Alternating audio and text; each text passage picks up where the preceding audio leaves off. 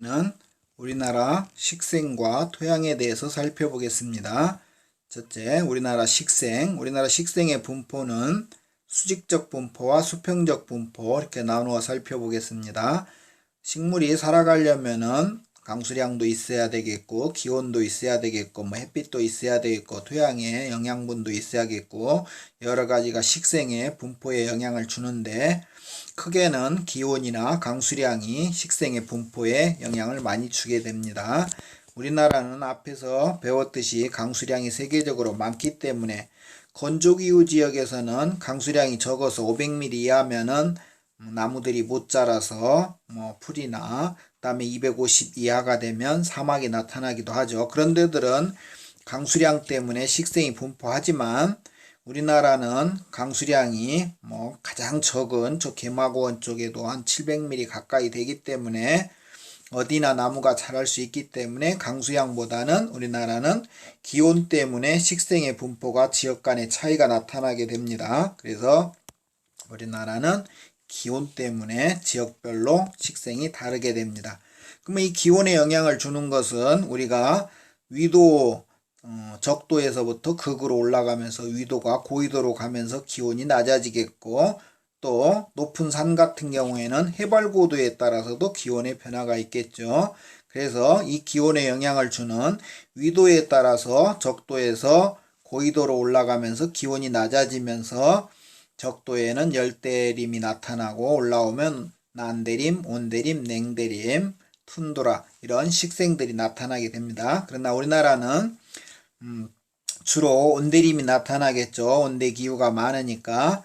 그런데 이제 제주도라든지 남해안이라든지 겨울에 따뜻한 지역들 1월달 평균 기온이 0도 이상이 되면 난대림이 자라게 되죠. 겨울이 따뜻해서 겨울에도 식물들이 자랄 수 있으면, 난대림하고 온대림하고 차이는 우리가 활엽수들이 겨울에도 낙엽을 떨어뜨리지 않고 자랄 수 있으면 난대림, 낙엽을 떨어뜨려서 겨울에는 나무들이 성장을 멈추고 동면 상태에 들어가는 낙엽 활엽수가 자라는 데를 온대림 이렇게 나눈다면, 자, 우리나라는 제주도나 남해안이나 울릉도도 1월달 평균 기온이 0도 이상이기 때문에 이렇게 겨울에 따뜻한 지역들 이런 데들은 난대림, 그 다음에 우리나라 대부분 지역들은 온대림, 그 다음에 개마고원이라든지 북부 이런 고산지대 매우 추운 지역들은 이제 아주 추우니까 겨울이 길기 때문에 활엽수가 못 자라서 침엽수만 자라게 되죠. 거기에 냉대림.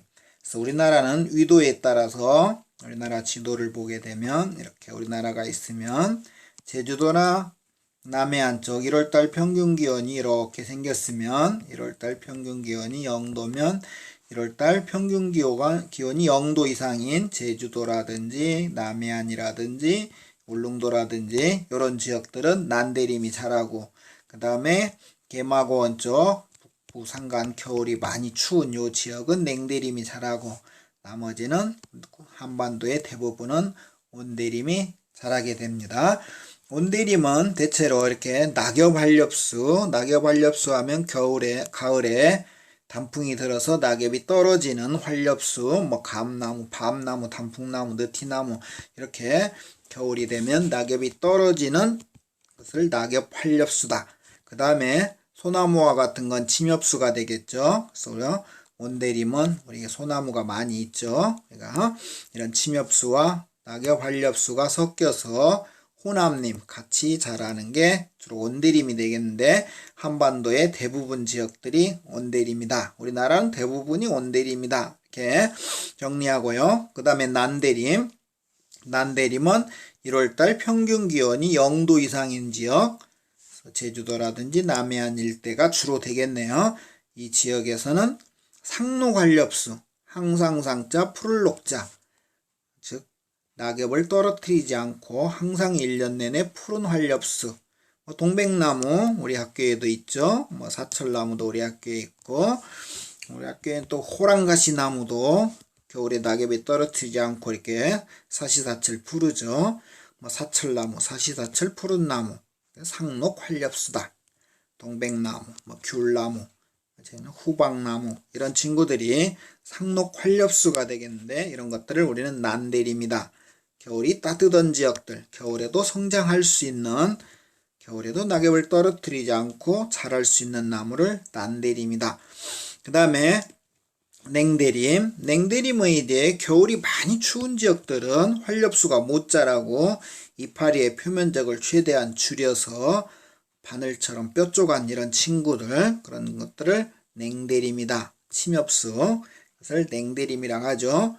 이제 북한 지역에 가보면 이런 가뭄비나무라든지 분비나무라든지 이런 것들이 새 깃털 모양으로 낙엽들이 이렇게 새 깃털 모양으로, 활엽수들은 이렇게 이파리들이 이렇게 크게 이파리들이 이렇게 만들어지는데, 이런 것들은 서로 분리해 가지고 이파리의 표면적을 줄여서 겨울에 땅이 얼었을 때, 강수량이 적었을 때 수분 증발을 방지하기 위해서 침엽수가 만들어지는 것이죠. 또 뭐 새 깃털 모양으로 대체로 생겼겠네요. 그래서 우리나라 식생은 위도에 따라서 남에서 북으로 올라가면서 기온이 낮아지면서, 이런 것도 위도 때문이죠. 남에서 북으로 가면서 식생이 추워지니까 난대림, 온대림, 냉대림. 한반도의 대부분은 온대림이다. 이렇게 정리하고, 그 다음에 식생의 수직적 분포. 이제 한라산이라든지 이런 데들은 당연히 제주도에 있으니까 난대림이 나타나겠죠. 그렇지만 한라산이 이제 해발 고도가 높기 때문에 쭉 올라가면 기온이 낮아져서 한라산이 이렇게 생겼으면 제주도는 따뜻한 남쪽이니까 밑에가 난대림이 나타나겠죠. 1월달 평균 기온이 0도 이상이면 난대림은 누가 자란다고 해? 주로 상록, 활엽수. 겨울에도 이파리가 떨어지지 않고 항상 푸른 이런 상록, 활엽수.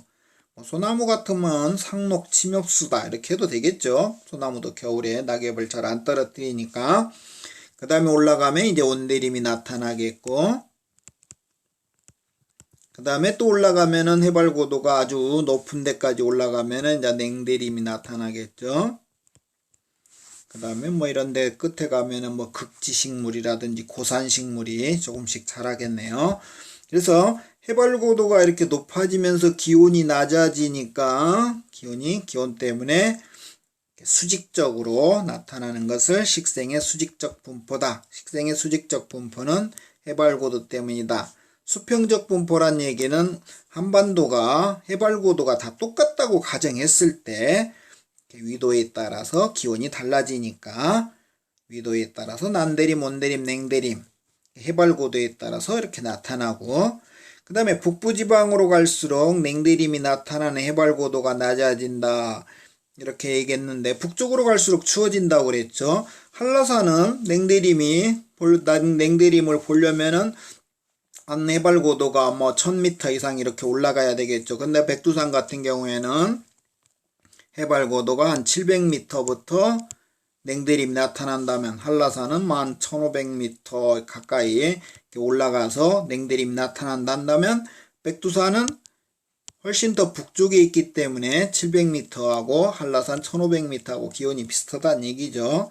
이렇게 북쪽으로 갈수록 추워지니까 냉대림이 더 밑에서부터 이렇게 나타난다. 한라산은 따뜻하니까 냉대림 찾으려면 많이 올라가야 되겠죠. 그래서 우리나라 한라산 같은 경우에는 이렇게 난대림부터 온대림, 냉대림, 꼭대기에 극지식물까지도 이렇게 다 나타나니까 우리나라에서 이렇게 수직적 분포가 가장 뚜렷하게 나타나고, 우리나라에서 식생이 가장 다양하게 이렇게 나타나죠. 냉대림 같은 경우에는 겨울이 많이 춥기 때문에 저 개마고원 같은 데들 이렇게 겨울이 강수량도 적고 땅이 어는 기간이 뭐 3개월, 4개월 이렇게 되기 때문에 보통 나무들은 잘 못 자라죠. 그렇기 때문에 이렇게 특수하게 추위에 잘 견디는 나무들만 자라기 때문에 아무래도 나무 수종이 몇 가지 못 자라죠. 그래서 이런 것들은 좀 단순림이다. 여기에 적응할 수 있는 몇 가지 나무들밖에 없단 얘기죠. 그렇지만 제주도 같은 경우에는 기온도 따뜻하고 강수량이 많기 때문에 다양한 식물들이 이렇게 자랄 수 있다. 그래서 제주도가 우리나라에서 식생이 가장 다양하다. 이렇게 해도 되겠죠. 그 다음에 우리나라 토양의 분포에 가보면 자, 식생하고 토양하고는 관계가 있죠. 식생에 따라서 토양이 많이 만들어져요. 자, 토양은 성숙토와 미성숙토. 생성기간이 오래돼가지고 토양이 이렇게 파보면 A층, B층, C층, D층 뭐 이런 식으로 나뉘는데 맨 밑에가 기반암이 되겠고 여기 이제 풀들이나 나무들이 자라니까 낙엽들이나 풀들이나 썩어서 유기질이 많이 포함되어 있는 유기질층, 여기는 이제 용탈층, 밑으로 가면 이제 기반암층, 여기 집적층 이렇게 네 개로 나뉘는데 토양에 가보면 토양의 층이 이렇게 발달돼 가지고 만들어진 걸 성대토양이다, 성숙토양이다, 성숙됐다, 뭐 토양 생성기간이 매우 짧은 친구들은 아직 미성숙되었다. 그래서 토양이 이렇게 층의 발달, 토양이 오래돼 가지고 층이 이렇게 형성된 토양들을 성숙됐다. 그래서 성숙토다. 성숙토에 가보면 이제 성대토양하고 간대토양이 있는데 성대토양은 이렇게 파보면 이제 토양을 단면도 보면 토양이 이렇게 층이 구별이 돼서 띠대자가 되겠죠. 이룰성자 토양이 이렇게 띠를 이루어서 층이 구별되는 토양을 성대토양이다. 이런 성대토양들은 어째서 만들어지냐면 기후와 식생에 따라서 만들어지죠. 열대우림에 가보면 적도 쪽에 가보면 열대우림에서는 라테라이트 토가 만들어지고 올라가면 적색토, 올라가면 이제 갈색토, 올라가서 회백색 토, 포도줄 토양이라고도 하고 회백색 토양이라고, 그 다음에 이제 툰드라토. 적도에서 올라가면서 추워지게 되면서 기후가 달라지면서 기후에 따라서 식생이 또 달라지게 되죠. 열대림에서 그 다음에 올라가면 온대림, 냉대림, 툰드라 이렇게 식생이 나타나게 되는데 이 기후와 식생에 따라서 토양이 만들어지죠. 적도 쪽에는 라테라이트 토, 근데 한반도하고는 관계가 없으니까 쓰지 않았고 이제 우리나라는 남해안 쪽에 적색토부터 나타나죠.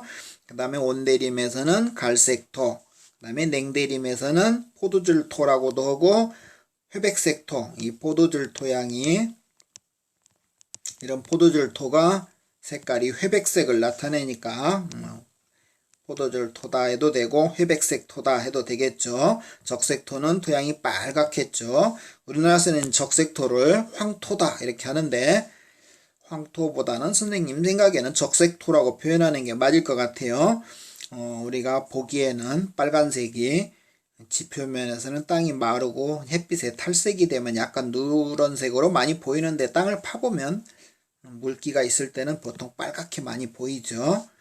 갈색토는 이제 낙엽이 많이 썩어서 이렇게 적색토에다가 낙엽이 썩으면 되게 검은색이죠. 중간색이 갈색이 되겠죠. 낙엽 활엽수림에서 많이 떨어져서 빨간색하고 까만색을 섞으면 갈색이 나오겠네요. 그래서 우리나라 토양은 우리가 앞에서 봤듯이 기후와 관련돼서 우리나라가 있으면 기후에 따라서 이렇게가 난대림, 온대림, 냉대림 이렇게 세 개로 나눠지면 토양도 여기서는 적색토, 식생은 우리가 뭐라고 배웠죠? 난대림이라고 배웠죠? 난대림은 누구라고요? 상록 활엽수림. 여기에 자라는 게 이제 온대림이 자라는 게 낙엽 활엽수림. 낙엽을 떨어뜨리는 활엽수. 이 낙엽 활엽수림이 매년 낙엽이 떨어져 가지고 그 낙엽이 표토층에 썩게 되면은 검은색이라고 있죠. 낙엽이나 나무들이 썩으면 검은색이에요.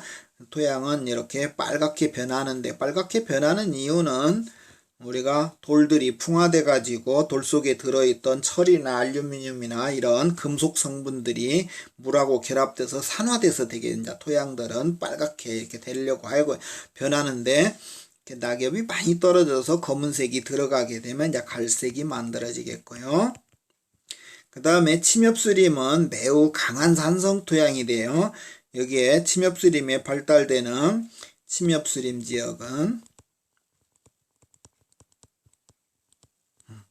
이 침엽수림이 이파리들이 매우 강한 산성을 나타내기 때문에 토양을 표백작용, 우리가 하얀색 옷을 더 하얗게 만들려면 매우 강산성 이런 것들에다가 우리 옷을 담가 놓으면 표백돼서 하얗게 되듯이 이런 것들도 매우 강한 산성에서 하얗게 변해가지고 회백색 토양으로 변하는 것이 되겠죠. 탈색이 돼가지고.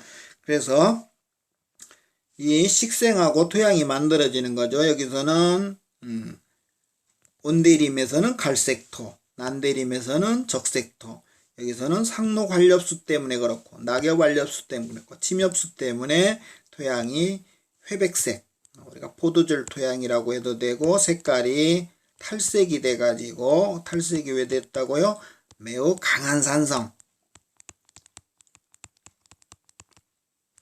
이렇게 침엽수림에서 떨어진 낙엽들은 좀 강한 산성을 나타내기 때문에 그런 것 때문에 표백이 돼서 토양이 만들어지죠. 그래서 성대 토양은 하여튼 기후와 식생에 따라서 토양이 만들어지는 거예요.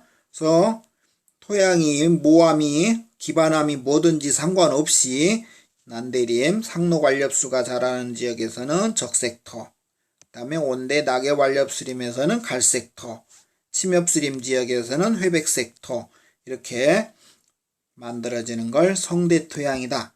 그 다음에 간대토양은 모암 때문에 만들어진 거. 기반암이라고 해도 되겠고 모암 때문에 우리나라는 크게 두 가지만 해두면 되겠네요. 제주도라든지 철원에 이런 용암대지라든지 현무암.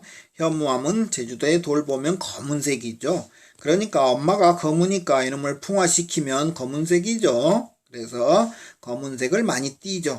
거기다가 이제 갈색을 약간 띠는 것은 토양들이 이제 풍화되면서 돌 속에 들어있는 금속 성분들이 산화되면 이렇게 빨갛게 변한다고 그랬죠. 검은색에다 빨간색 넣어도 검은색을 띠는 약간 갈색이 되겠죠. 검은색이 강하니까. 그 다음에 석회암이 풍화되면 석회암은 테라로사다. 적색의 토양이 만들어져요.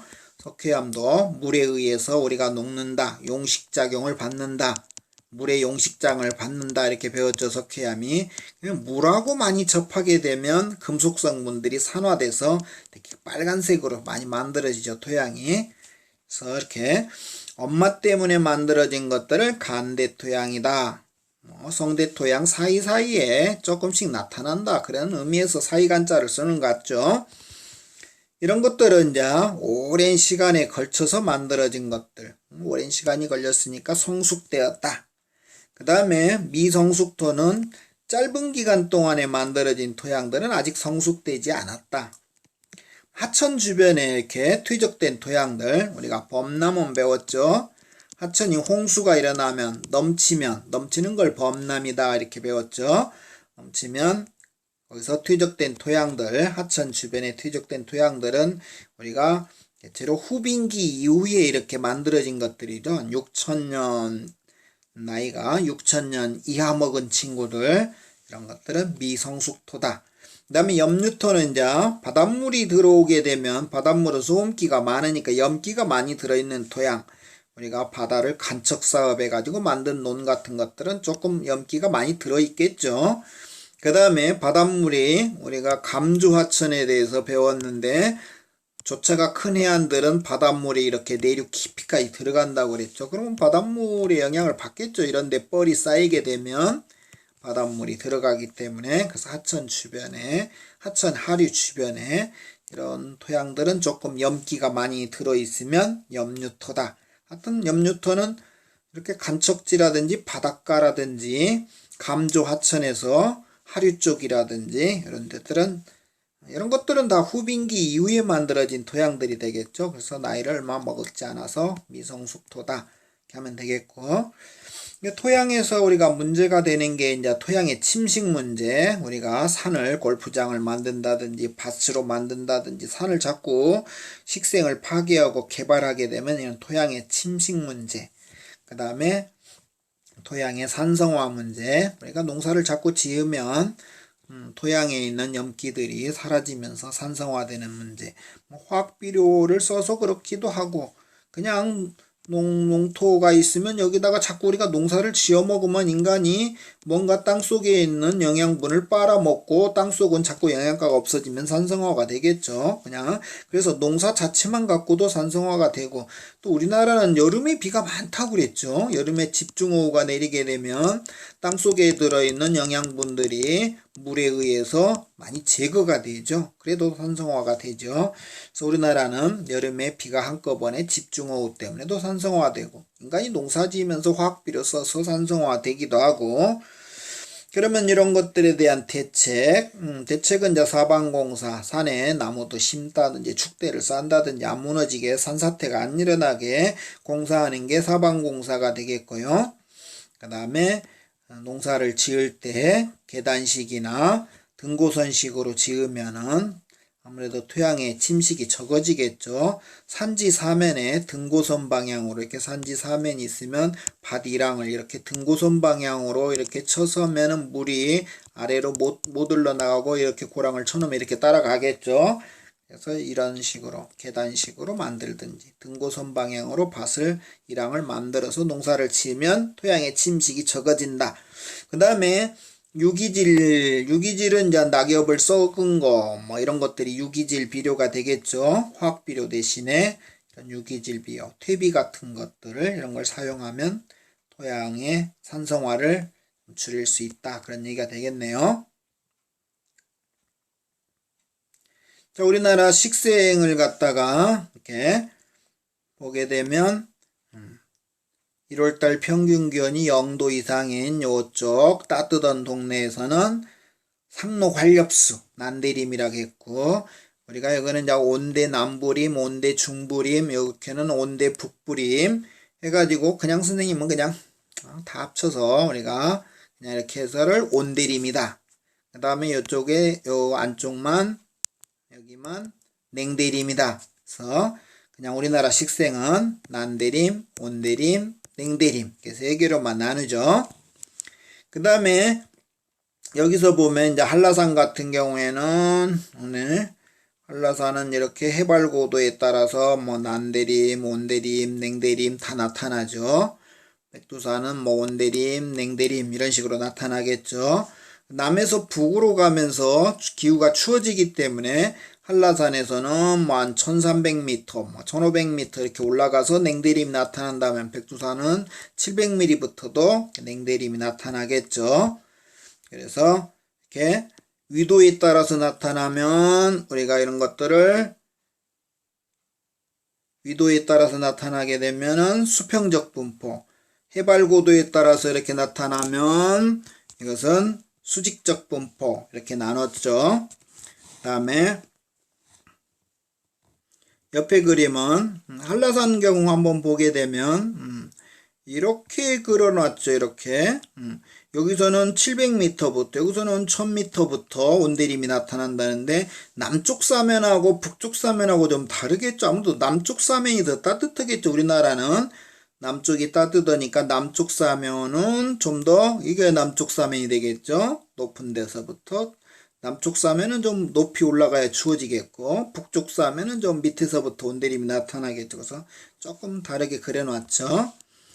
북쪽으로 가면서 자꾸 냉대림이 여기서는 요만큼 거의 1500m 이상 올라가야 냉대림이 보였는데 여기서는 1000m 이하에서도 백두산 같은 데서는 1000m 이하에서도 냉대림이 보이죠. 이렇게 북쪽으로 갈수록 냉대림이 나타나는 해발 고도는 낮아진다. 앞에서 배웠죠.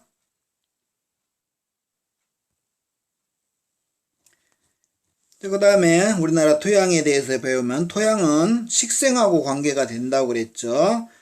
그러면 보면은 자 이렇게 남해안 쪽에는 난대림의 토양이 적색토, 그 다음에 온대도 온대 남부림, 온대 중부림, 온대 북부림. 그러면 색깔이 온대림은 대체로 갈색토라겠는데 여기에 갈색토는 여기가 적색토니까 갈색이지만 황갈색토, 뭐 적갈색이라고도 하고 황갈색이라고도 하는데 이 적색이 많이 들어간 갈색, 이쪽에서는 그냥 갈색토, 여기는 회백색토라고 했으니까 냉대림이 나타난 지역에서는 회백색토, 포도절토 이렇게 한다고 그랬죠. 여기에 토양은 온대 북부림은 아무래도 북쪽으로 갈수록 여기도 침엽수가 많으니까 이놈을 많이 닮았겠죠. 그래서 갈색인데도 회색을 좀 많이 띠는 회갈색토. 그냥 우리는 그냥 쉽게 적색토, 갈색토, 포도절토, 회백색토 이렇게 세 개로 식생은 상로관렵수, 낙엽관렵수, 침엽수와 관계돼서 이렇게 만들어졌다. 그 다음에 우리가 염류토하고 충족토는 미성숙토라고 배웠죠. 빙하기 이후에 만들어진 것들. 충족토는 하천 주변에 홍수가 일어나면 충적, 퇴적 같은 의미죠. 하천, 우리 낙동강이 이렇게 낙동강이 있으면 낙동강 주변에 홍수가 일어나면 퇴적된 것들. 한강이 되겠죠. 한강, 남한강, 북한강. 여기는 이제 금강. 이렇게 섬진강, 영산강, 강 주변에 이렇게 퇴적된 것들은 충적토. 그 다음에 서해안 바닷가 쪽에 이렇게 바닷물이 들어와서 염기가 들어온 데는 염류토. 이런 것들을 미성숙토다 이렇게 배웠어요. 그 다음에 우리가 제주도는 현모암이기 때문에 모암 때문에 만들어진 거 간대토양이다 이렇게 배웠고, 그 다음에 강원도 충청북도 이렇게 석회암 지역 테라로사 엄마 때문에 했으니까 얘도 간대토양이 되겠네요. 그래서 제주도하고 여기 석회암 지역 강원도 남부 충청북도 이 동네는 엄마 때문에 모암 때문에 만들어진 걸 우리가 간대토양이다. 이렇게 토양이 기후와 식생에 따라서 이렇게 만들어진 걸 성대토양이다 이렇게 배웠죠. 자, 다시 한번 정리해 보면 여기서는 적색토는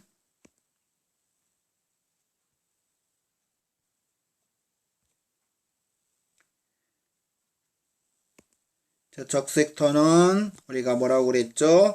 상록환렵수, 난대림과 관계가 됐고, 그 다음에 우리가 갈색토는 그냥 다 묶어버리자고 그랬죠? 온대림의 갈색토, 냉대침엽수림의 회백색토.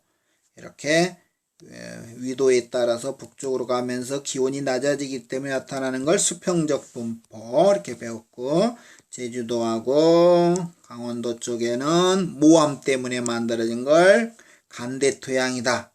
그 다음에 이렇게 하천 주변에 퇴적된 건 충적토다. 한강 되겠죠. 쪽에서는 뭐 천들이 되겠고 금강 쪽이 되겠고 영산강 쪽이 되겠고 섬진강 쪽이 되겠죠.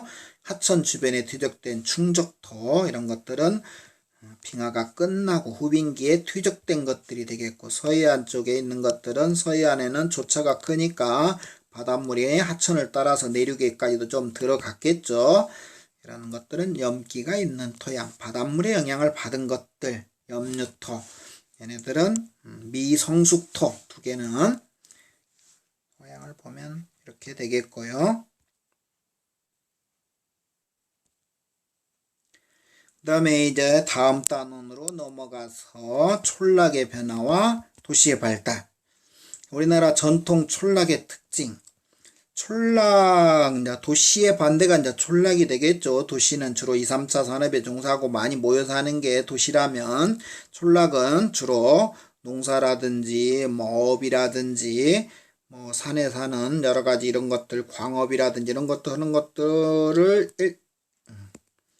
1차 산업에 주로 1차 산업 하면 자연에서 채취하는 산업, 농업, 업, 수산업 이런 것들이 1차 산업이 되겠죠.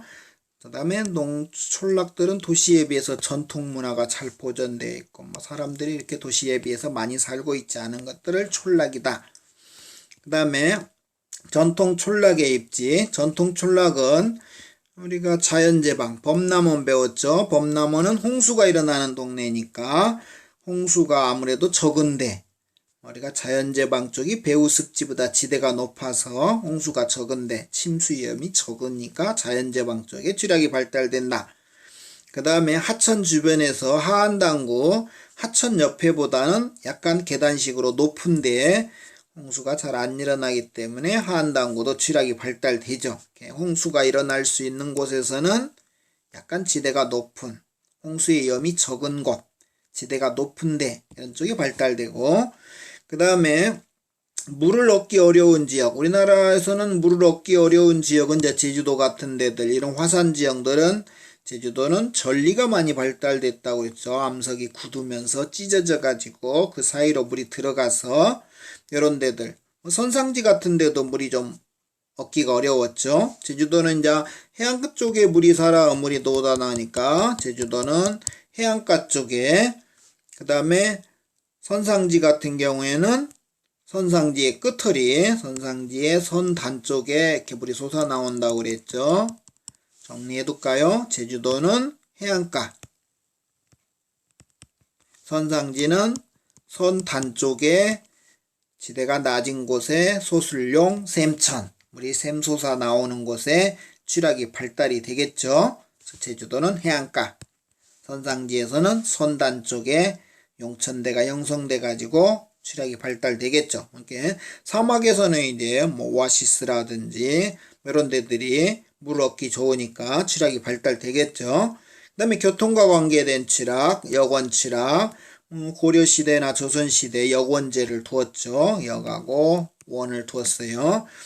원은 가다가 숙박까지 가능한 곳이고, 역은 말이 쉬었다 가고 말먹이 뭐 주고 못 오고 이렇게 하는 곳이 되겠죠. 그 다음에 역이 들어있는 건 뭐 서울에 가면 역삼동이든 역촌동이든, 원자가 들어가는 건 뭐 장호원, 조치원, 사리원 이런 친구들은 서울에서 출발해서 숙박까지 가능한 곳이 되겠고, 역삼동은 말먹이를 이렇게 주고 쉬어갈 수 있는 곳들이 되겠네요. 그 다음에 나루터 칠학, 나루터 칠학은 도, 진, 포 이렇게 다 뭐 건널도, 나루진 뭐 이렇게 다 이런 것들은 다 나루터를 의미하겠네요. 여기에 보면은 한자의 공통점이 이렇게 삼수변에 쓰고 있죠. 삼수변은 한자로 물수변하고 같은 거죠. 그래서 다 나루터기 때문에 다 물가에 있는 거기 때문에 삼수변에 쓰고 있죠. 도자는 이제 우리가 병난도, 고려시대에 많은 무역을 했던 곳이 되겠죠. 저쪽 임진강인가 예성강인가 그쪽 포구가 있죠. 고려 때 병난도. 그 다음에 삼낭진, 삼낭진은 낙동강에 있죠. 삼낭진. 서울에 가면은 뭐 노량진 이런 것들. 그 다음에 포는 뭐 마포, 영등포 이렇게 이런 도진포 다 나루터 칠학이 되겠죠. 그 다음에 방어와 관계된 칠학, 방어와 관계된 칠학은 일단 병영천, 병영이 있었던 것들, 군대가 많이 이렇게 진주하고 있었던 것들, 뭐 통영, 이순신 장군이 여기에 있었었죠. 남한산성, 이렇게 산에다 산성을 쌓아가지고 외적을 방어하기도 하겠고, 그 다음에 중강진, 중강진은 세종 때 김종서가 사군 육진을 개척했죠. 그래서 6개의 진, 육진 그런 데들이 사람들이 방어도 하고 농사도 지으면서 이렇게 살았겠죠. 이런 것들은 방어와 관계된 촌락. 그 다음에 촌락의 기능. 촌락의 기능은 촌락은 이제 농촌, 어촌, 산지촌. 농사를 짓고 사는 것들이 이제 농촌이 되겠고, 고기를 잡아먹고 사는 촌락이 어촌이 되겠고, 산속에 이제 사는 촌이 산지촌. 농촌은 되게 우리나라는 뭐 벼농사 많이 하고 살고 있죠. 농촌은 이제 벼농사를 하기 때문에 벼농사는 이제 협동을 해가지고 같이 농사를 많이 짓죠. 밭농사는 뭐 그냥 그렇게 많이 협동이 필요가 없는데, 그러니까 벼농사 지역에서는 대체로 이렇게 모여 살게 되죠. 사람들이 협동이 필요하니까 모내기 할 때 같이 하고, 김매기 할 때 같이 하고, 추수할 때도 같이 하고, 그러기 때문에 이렇게 모여 사는 게, 수학에서 이제 집합하면 모여 있는 게 집합이 되겠죠. 촌락이 이렇게 모여 사 있으면 집촌이다. 그 다음에 어촌. 어촌은 되게 이제 우리나라는 예전부터 쌀이 매우 중요했죠. 이렇게 식량이. 뭐 조선시대 같은 경우 뭐 물고기 아무리 많아도 뭐 물고기는 별로 서주지 않았고, 쌀 뭐 한가마면 물고기 얼마든지 살 수 있었죠. 물고기 가격이 상대적으로, 지금은 이제 물고기들이 굉장히 비싼데, 예전에는 그래서 어촌이라고 하더라도 고기만 잡는 게 아니라 어촌이 마을 주변에서 이제 또 농사도 짓고 사니까 고기를 잡는 어촌이 거의 농사도 이렇게 짓고 살았다는 얘기고, 또 여자들은 옛날에 배를 안 태우고 남자들이 어업에 종사하면 여자들은 또 집에 있으면서 농사도 짓고, 남자들도 농사가 바쁜 철에는 고기 잡으러 안 나가고, 왜? 쌀이 더 옛날에는 더 중요했다는 얘기죠. 그런데 이제 울릉도 같이 평지가 없는, 울릉도는 우리가 종상화산에서 배웠죠. 해안가가 막 다 절벽이고 거의 평지가 없다고. 뭐 이런데 어촌들은 고기밖에 잡아먹을 수가 없겠죠. 농토가 없으니까. 이런 것들은 이제 고기만 잡아먹는 어촌은 이제 순수어촌. 얘들은 이제 보통 어촌들은 반농, 반어촌. 농사를 지으면서 고기를 잡아먹는 거. 어촌도 농촌보다도 더 많이 가구들이 모여 살았겠느냐. 이게 집촌이에요. 어촌도 농촌보다는 아무래도 더 많은 가구들이 모여 살았을 것 같아요. 고기도 잡고 농사도 지어 먹고. 아무래도 어촌들이 더 먹을 게 많겠죠. 양쪽을 다 하니까. 그래서 어촌도 집촌이고. 대신 이제 농촌보다는 어촌의 가옥의 규모는 작겠죠. 농촌들은 아무래도 마당도 필요하고 뭐 또 필요하겠죠. 그래서 창고도 있어야 되고 경기도 돼야 되고 그러니까 한 가옥에서는 보면은 어촌이 좀 가옥의 규모가 더 작겠네요. 그 다음에 어촌들이 최근에는 이렇게 우리가 이제 바닷가로 많이 사람들이 놀러 가면서 펜션이라든지 음식점이라든지 이런 것들을 많이 하게 되면서 지금의 어촌들은 1차 산업 중심에서 3차 산업에 종사한 사람들이 많아지고 있죠. 그래서 최근에는 이런 관광 때문에 어촌도 3차 산업 종사가 많아지고 있다. 그 다음에 산지촌. 산속에서는 대체로 이제 밭농사도 하고 거기다가 소나 뭐 염소나 이런 것도 키우게 되고 산속에 있는 뭐 버섯도 따고 뭐 숲도 걷고 뭐들 여러 가지 하겠죠. 그런 것들이 임업이 되겠죠. 뭐 밤나무나 잣나무 키워서 따먹는 것도 임업이 되고 버섯이나 산나무를 따먹는 것도 뭐 산삼을 채취해 먹는 것도 다 임업이 되겠죠. 그 다음에 뭐 가축을 키우는 거 산에 풀들 많이 있으니까. 그 다음에 밭농사도 식량도 있어야 되겠죠. 그래서 산속에서는 이렇게 한 가지만 해먹고 사는 게 아니라 여러 가지를 이렇게 많이 해먹죠. 이걸 겸업이라고 해야 하려나요? 겸업이라고 봐도 되겠죠. 한 가지보다는 여러 가지 직업들을 이렇게 같이 하고 있죠. 그 다음에 산속의 촌락들은 산촌이 되겠네요. 이것은 흩어질 산자고, 우리가 산속에 여기서 산자는 맷산자가 되겠죠. 맷산자하고 흩어질 산자하고는 좀 다르죠. 집촌은 이렇게 집들이 모여져 있다고 했고, 산촌들은 집이 이렇게 흩어져 있는 게 산촌이 되겠죠. 되게 산속의 밭농사 지역들은 되게 이렇게 흩어져 있는데, 산속에서 많은 가구가 먹고 살 수가 없겠죠. 경지가 적으니까. 경지가 뭐 드문드문 좁게 있으면 한 3가구, 4가구밖에 못 사니까 아무래도 조그만한 촌락을 만들었겠죠. 이런 것들은 3가구, 5가구 이렇게 사는 것들은 소촌이라고 하는데 이런 것들은 다 산촌으로 분류하네요.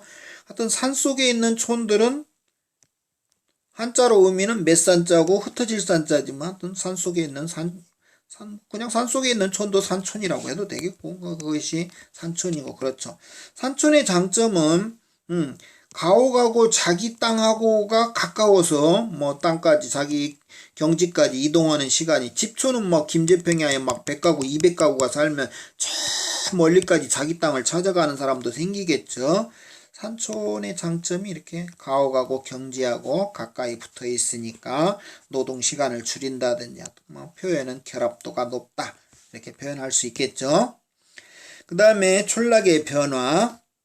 자, 촌락은 전통농촌하고 근교농촌하고 이렇게 우리가 2개로 나눠놨는데, 전통농촌 그냥 뭐 보통농촌이라고 하면 되겠고, 근교농촌은 도시 주변의 농촌을 근교농촌이다 이렇게 보면, 자, 우리가 전통 농촌들은 사람들이 산업화되면서 도시로 떠나면서 인구도 감소하고 젊은 사람들 중심으로 나가니까 노인들만 남아서 이제 노령화가 많이 심각한 지역들이 되겠고, 그 다음에 농가수가 감소하면서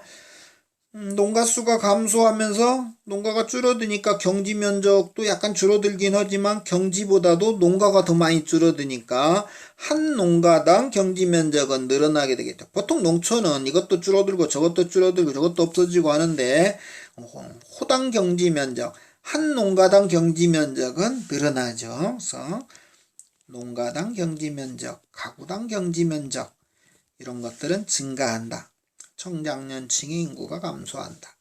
초등학교도 젊은 사람이 없어지면 애들도 많이 없어지니까 초등학교도 폐교가 되든지 인근에 있는 학교하고 합쳐지든지 이렇게 초등학교도 없어져서 문제가 되는 게 이렇게 우리가 농촌이 되겠고, 도시 주변에 있는 농촌들은 오히려 인구가 늘어나게 되겠죠. 도시에서 사람들이 아파트도 들어오고 창고도 들어오고 도시에서 사람들이 땅값이 싸니까 들어오기도 하고 그렇죠. 그 다음에 농사도 여기는 이제 겸업을 많이 한다. 겸업이란 얘기는 이제 농사 말고 다른 일도 한다는 얘기죠. 이렇게 도시가 있으면 도시 주변에 농촌은 여기가 마을 있다면 이 사람들은 여기 한 가구가 있으면 아버지는 농사 지어도 자식은 도시 가서 일을 나가지 농사 안 질러 가겠죠. 그래서 한 가구에 아버지는 농사를 짓고 자식은 도시에 가서 다른 일을 하게 되면 이런 것도 다 한 농가가 두 가지 직업이 있으니까 겸업이 되는 거죠. 그래서 도시 주변은 전통 농촌보다도 겸업의 비율이 높겠죠. 그 다음에 도시로 출퇴근하는 사람도 많아질 것이고, 도시에서 아파트나 공장이나 창고들이 쳐들어오게 되면서 농촌인데 도시적인 색채가 좀 많이 나타나겠죠. 근교 농촌이다. 농사 짓는 사람도 아무래도 좀 젊은 사람의 비중이 많겠네요. 전통 농촌보다도. 젊은 사람의 비중이 많은 것은 이런 데들은 비닐하우스나 이렇게 시설 원예 농업 해갖고 도시에 팔아먹기 위한 것들은 젊은 사람들이 노인보다 더 많이 하겠죠. 그 다음에 촌락의 변화. 자, 촌락에 가보면 이제 슬로우 시티. 슬로우 시티는 이제 이렇게 자연환경도 보존하고 전통문화도 보존하기 위해서 조그만한 이런 마을 같은 것들을 슬로우 시티로 지정해가지고 세계적으로 그런 걸 보존하자. 어떤 슬로우 시티는 슬로우 천천히 자가용 타고 가는 게 아니라 걸어가든지 자전거를 타고 가고 느리고 여유 있는 삶을 지향하는 게 슬로우 시티가 되겠네요. 그 다음에 요즘에 농촌도 체험마을, 도시에서 체험마을 하게 되면 숙박도 빌려주고 음식도 하고 자기 농산물도 판매하고 하니까 체험마을에서 농촌 소득원을 농사만 갖고는 농촌이 잘 못 사니까 그렇게 하고, 6차 산업은 농산물은 1차 산업이 되겠고 그놈을 가공하면 2차 산업이 되겠고 그놈을 다시 상품을 판매하면 3차 산업이죠. 이놈을 다 더하면 자기들이 생산해서 가공해서 판매까지 하면 다 합치면 6차 산업이다. 그런 얘기가 되겠죠. 그 다음에 귀농이나 귀촌. 귀농은 이제 농사지로 도시 사람이 가는 것이고, 귀촌은 자기 고향 농촌에서 떠나서 도시로 갔다가 이제 퇴직하고 돌아가는 게 귀촌이 되겠네요. 것들이 많아지고 있다. 우리가 슬로우시티, 우리 전주시도 옛날에 한옥마을만 슬로우시티였는데 지금은 전체가 다 슬로우시티가 됐죠. 전주가 인구가 65만 정도 되는데 이렇게 큰 도시는 슬로우시티로 지정을 세계적으로 안 하는데 전주시가 유일하게 우리 전주가 전통문화를 잘 보존하고 이렇게 자연환경도 잘 보존하고 이런 것 때문에 이렇게 세계에서 최초로 예외적으로 이렇게 큰 도시가 슬로우시티로 지정이 됐어요.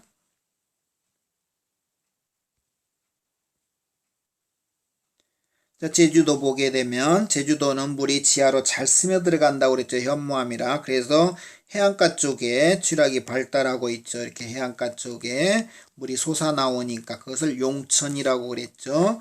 정읍은 보면은 평야 지형이니까 논이 많으니까 거의 평야 지형이 많겠죠. 이렇게 벼농사 지역에서는 가옥들이 모여 살겠죠. 이런 것들 우리가 집촌이다. 그 다음에 일제 때 여기는 광활은 간척사업을 한 것이죠. 이런 데들은 이렇게 집들을 이렇게 길가에다가 있으니까 여기서는 노촌이라고 했는데, 우리가 보통 이런 것들은 소촌, 조그만하게 마을들이 띄엄띄엄 있으면 산촌으로 우리가 분류를 해요. 그래서 벼농사 지역이지만 일제 때 간척한 지역들은 일본 놈들이 모여 있으면 불만이 많이 생기고 하니까 의도적으로 이렇게 많이 띄워놨죠. 그래서 산촌을 나타내고, 그 다음에 태안반도는 우리나라에서 가장 전형적으로 산촌이 나타나는 곳들이 이제 집들이 이렇게 많이 모여 있지 않죠. 이렇게 집들이 띄엄띄엄 한 집씩 있죠. 여기 뭐 역사적 배경이라는 것이 수능 문제 옛날에 나왔던 건데, 사람들이 해안 쪽에 살면서 식구가 늘어나면서 내륙을 개간해 가지고 한 집 한 집 늘어나 가지고 우리나라에서 이렇게 태안반도 서해안으로 턱 튀어나와 있는데, 뭐 전형적으로 이렇게 집들이 대체로 사람들은 많이 모여 살려고 하는데 좀 상당히 특이하게 이렇게 태안반도는 산촌을 구성하고 있죠. 자, 슬로우시티. 슬로우시티는 우리 전주의 한옥마을만 슬로우시티였었는데 지금은